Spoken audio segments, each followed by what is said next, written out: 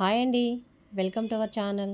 ఈరోజు మన ఛానల్‌లో సింపుల్‌గా అండ్ టేస్టీగా తెలంగాణ స్టైల్‌లో గోధుమ పిండితోటి ఈ పాల తాలికలు ఎలా చేయాలో చూద్దామండి.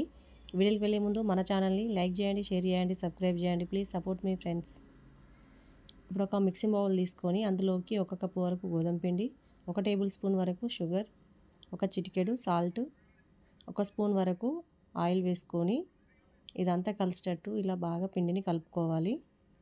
పిండి అనేది ఇలా కలుపుకున్నాక ఇప్పుడు ఇందులోకి కొన్ని వాటర్ వేసుకుంటూ పిండి మొత్తాన్ని సాఫ్ట్ చపాతీ పిండిలాగా కలుపుకోవాలి. ఇలా కలుపుకొని మూత పెట్టి ఒక 5 నిమిషాల పాటు పక్కన పెట్టుకోవాలి. 5 నిమిషాల తర్వాత ఒక ప్లేట్లోకి ఇలా పొడి పిండి వేసుకొని ఈవెన్గా స్ప్రెడ్ చేసుకోవాలి. ఇప్పుడు మనం ముందుగా కలిపెట్టుకున్న పిండిలోంచి కొంచెం పిండి ముద్దను తీసుకోవాలి.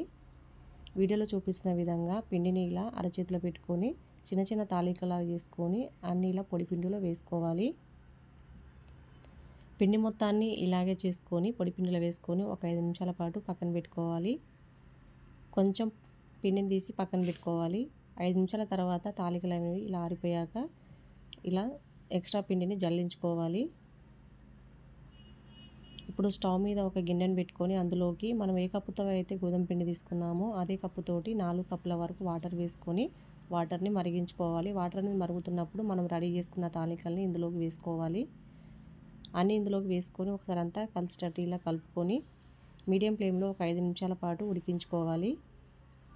5 నిమిషాల తర్వాత తాలికలు అనేవి ఇలా కొంచెం సాఫ్ట్గా ఉడికాక ఇప్పుడు ఇందులోకి మనం ఏ కప్పుతో అయితే గోధుమ పిండి తీసుకున్నామో అదే కప్పుతోటి 1 కప్పు వరకు బెల్లం వేసుకోవాలి. ఇలా బెల్లం వేసుకొని మళ్ళీ ఒకసారి అంతా కలిసేటట్టు కలుపుకొని మూత పెట్టి ఈ బెల్లంలో మరొక 5 నిమిషాల పాటు ఉడికించుకోవాలి. తాలికలు అనేవి ఇలా సాఫ్ట్గా ఉడికాక ఇందులోకి మనం ముందుగా పక్కన పెట్టుకునే పిండిలో కొన్ని వాటర్ వేసి కలుపుకొని ఇందులోకి వేసుకోవాలి. మళ్ళీ ఒకసారి అంతా కలిసేటట్టు బాగా కలుపుకోవాలి. ఇప్పుడు ఇందులోకి నెయ్యిలో వేయించుకున్న డ్రై ఫ్రూట్స్ వేసుకొని అంతా కలిసేటట్టు కలుపుకోవాలి. ఒక 2-3 నిమిషాలనే ఇది ఇలా చిక్కబడుతుందండి.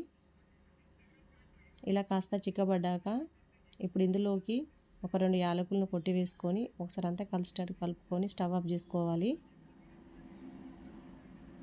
ఇలా స్టవ్ ఆఫ్ చేసుకున్నాక కాస్త చల్లబడ్డాక ఇందులోకి కాచి చల్లార్చిన పాలను 1 కప్పు వరకు వేసుకోవాలి. ఇదంతా కలిసేటట్టు మళ్ళీ ఒకసారి అంతా బాగా కలుపుకొని ఇప్పుడు ఇందులోకి 1 స్పూన్ వరకు నెయ్యి వేసుకొని కదపకుండా మూత పెట్టి ఒక 5 నిమిషాలు అలా వదిలేయాలి. 5 నిమిషాల తర్వాత చూపిస్తున్నాను చూడండి. మన తెలంగాణ స్టైల్‌లో గోధుమ పిండితో చేసిన తాలికలు రెడీ అండి.